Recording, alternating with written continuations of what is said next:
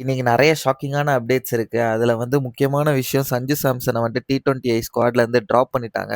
அத பத்தி தான் மேஜரா டிஸ்கஸ் பண்ண போறோம். அதுக்கப்புறம் டிஎஸ்கே உடைய டிசப்பாயிண்டிங் கேம்பெயின பத்தி பேச போறோம். அதுக்கப்புறம் ஐசிசி நெறைய ஃபியூச்சர் பிளான்ஸ் பண்ணியிருக்காங்க. அதெல்லாம் என்னன்னு டிஸ்கஸ் பண்ணுவோம்.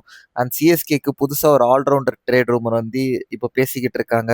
ஸோ அது எல்லாமே இந்த வீடியோல டிஸ்கஸ் பண்ணலாம். Hi guys, welcome back to Cricrant. இப்போ நம்ம வீடியோக்குள்ள போலாம். ஃபர்ஸ்ட் டாபிக் என்னன்னா, சஞ்சு சாம்சனை இப்போ நடக்கிற இங்கிலாந்து T20 சீரீஸ்ல செகண்ட் T20ல டிராப் பண்ணிட்டாங்க. ஆக்சுவலா எனக்கு இது பெரிய ஷாக்கா தான் இருந்தது. நான் கண்டிப்பா எதிர்பார்த்தேன் இந்த மாதிரி வைபவ் சூரியவன்ஷி இந்த இங்கிலாந்து சீரீஸ்ல டெபியூ பண்ணிருவாரு அப்படின்னு நான் ரொம்ப எக்ஸ்பெக்ட் பண்ணேன். பட் ஆனா இவ்வளோ சீக்கிரம் சஞ்சுவை டிராப் பண்ணி வைபவ் கொண்டு வருவாங்கன்னு நான் எக்ஸ்பெக்ட் பண்ணல.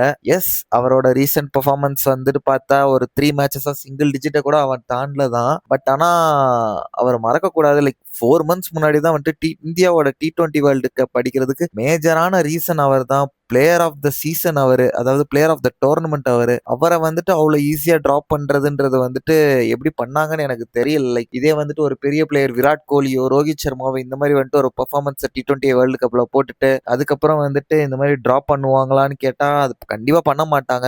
ஸோ சஞ்சுக்கு மட்டும் ஏன் அந்த இது கிடைக்கலன்னு எனக்கு தெரியல. பர்சனலா என்ன கேட்டா இந்த மேட்ச் தான் நான் கம்பேக் மேட்ச்னு நான் எதிர்பார்த்தேன். லைக் ஆனா ஹெட் கோச்சும் செலக்டர்ஸும் வேற ஏதோ டிசைட் பண்றாங்க.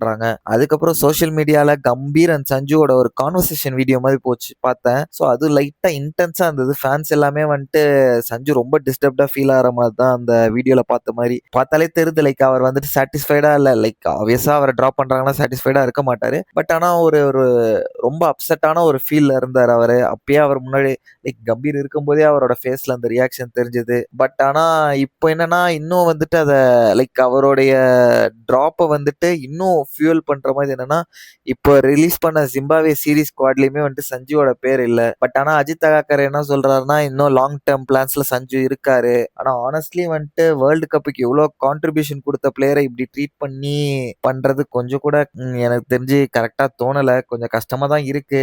புலி சீக்கிரம் கம்பேக் பண்ணுவாருன்னு நினைக்கிறேன். ஏன்னா சஞ்சு அவரோட கரியர் ஃபுல்லாவே இதைதான் பண்ணிக்கிட்டு இருக்காரு.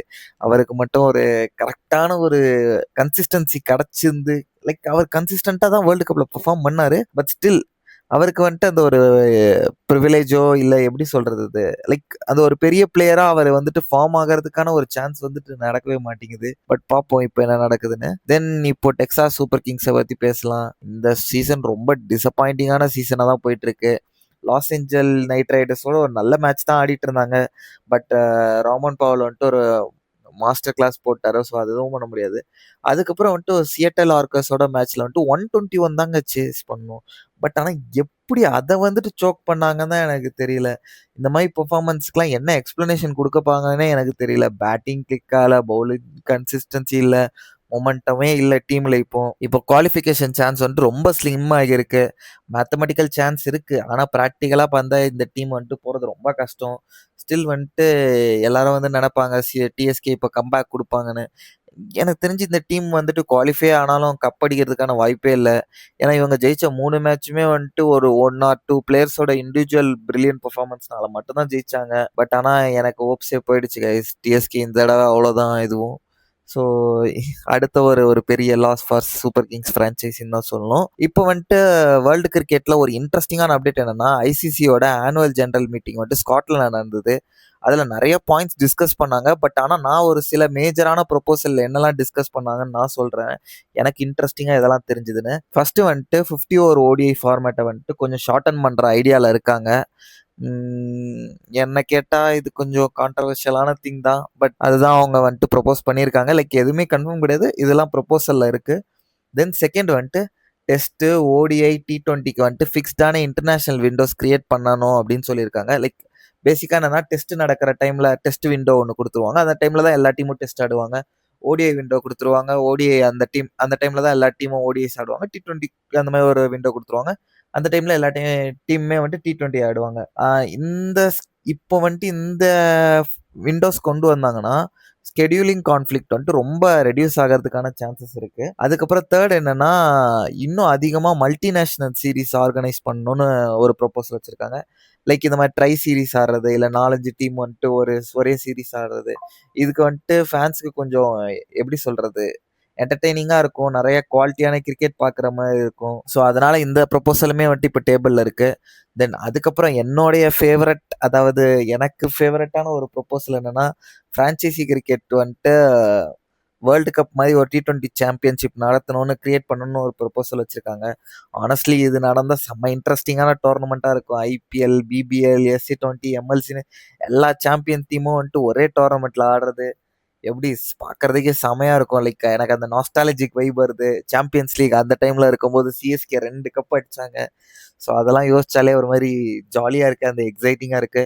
தென் வந்துட்டு லாஸ்ட்டா வந்துட்டு வேர்ல்ட் டெஸ்ட் சாம்பியன்ஷிப்ல வந்துட்டு 12 டீம்ஸா வந்துட்டு எக்ஸ்பேண்ட் பண்ற டிஸ்கஷனும் போயிட்டு இருக்குது. லைக் ஜிம்பாப்வே, அயர்லாந்து இந்த மாரி டீம்ஸ்க்குமே வந்துட்டு அதுல சான்சஸ் கிடைக்கிறதுக்கான டாக்ஸ் இருக்கு. இன்னும் எதுவுமே அஃபிஷியல் டெசிஷன்ஸ் கிடையாது. பட் ஆனா இது எல்லாமே வந்துட்டு டிஸ்கஷன்ல போயிருக்கு. ஒரு ப்ரொபோசலா இருக்கு. ஆனா கிரிக்கெட் ஃபியூச்சருக்கு எதெல்லாம் முக்கியமான மீட்டிங் தான் இது. பட் என்னெல்லாம் நெக்ஸ்ட் ஸ்டேஜுக்கு போகுதுன்னு பார்க்கலாம். இப்போ இன்னைக்கான ட்ரேட் ரூமருக்கு வரலாம். இப்போ இன்னைக்கு ட்ரேட் ரூமர்ல யார் வந்திருக்காருன்னா, மார்க்கோ யான்சன் டூ சிஎஸ்கே தான்.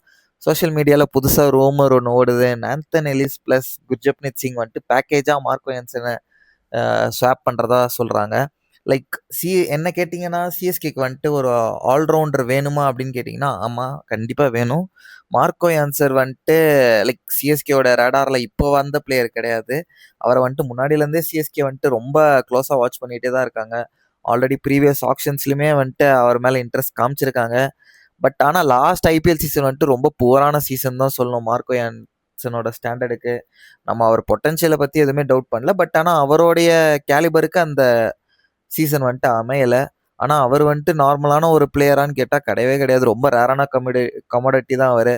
டால் left arm pacer, batting contribution குடுப்பாரு. நியூ பால்ல சூப்பரா போடுவாரு. மிடில் ஓவர்ஸ் போடுவாரு. லோவர் ஆர்டர் ஹிட்டிங் குடுப்பாரு. செம ப்ரொஃபைலு. ஆனா எனக்கு ஒரு கொஸ்டின் என்னன்னா, நாத்தன் எலிஸ ட்ரேட் பண்ணணுமா அப்படின்னு ஒரு ஒரு ஒரு கன்ஃப்யூஷன் வருது. ஏன்னா என்னுடைய பர்சனல் ஒப்பீனியன்ல வந்துட்டு எலிஸ் ஒரு ப்ரூவன் T20 ஸ்பெஷலிஸ்ட். டெத் ஓவர்ஸ்ல அவரோட வேல்யூ ரொம்ப அதிகம். பட் மார்க்கோ யான்சனுமே வந்துட்டு ஒரு வேல்யூபிளான அசெட் தான். பட் ஆனா 2 பேருக்குமே ரொம்ப டிஃப்ரெண்டான ரோல்ஸ். இப்போ வந்துட்டு Hardik Pandya trade work out ஆகலன்னா, அப்போ வந்துட்டு சிஎஸ்கே மார்க்கோ யான்சன் மாதிரி ஒரு ஓவர்சீஸ் ஆல்ரவுண்டர் மேல சீரியஸா யோசிப்பாங்கன்னு தான் நினைக்கிறேன். அது வரைக்கும் வெயிட் அண்ட் வாட்ச் தான் கைஸ். ஸோ கைஸ் நீங்க என்ன நினைக்கிறீங்க? சஞ்சு சாம்சனை வந்துட்டு ட்ராப் பண்ணது வந்துட்டு கரெக்டான டெசிஷனா? டிஎஸ்கே வந்துட்டு இந்த சீசன் முடிஞ்சு போச்சு. இதுக்கு மேலே நீங்க கம்பேக் கொடுப்பாங்கன்னு நம்புறீங்களா? ஐசிசிஎலோட ப்ரொபோசல்ல வந்துட்டு உங்களுக்கு ரொம்ப பிடிச்ச ப்ரொபோசல் எது? மார்க்கோ யான்சன் வந்துட்டு சிஎஸ்கேக்கு ஒரு கரெக்டான ஃபிட்டா? உங்களுடைய தாட்ஸை வந்துட்டு கமெண்ட் செக்ஷன்ல போடுங்க. வீடியோ பிடிச்சிருந்தா லைக் பண்ணுங்க, ஷேர் பண்ணுங்க, சப்ஸ்கிரைப் பண்ணுங்க கிரிக்ரான்ட்டுக்கு. Bye guys, see you in the next video.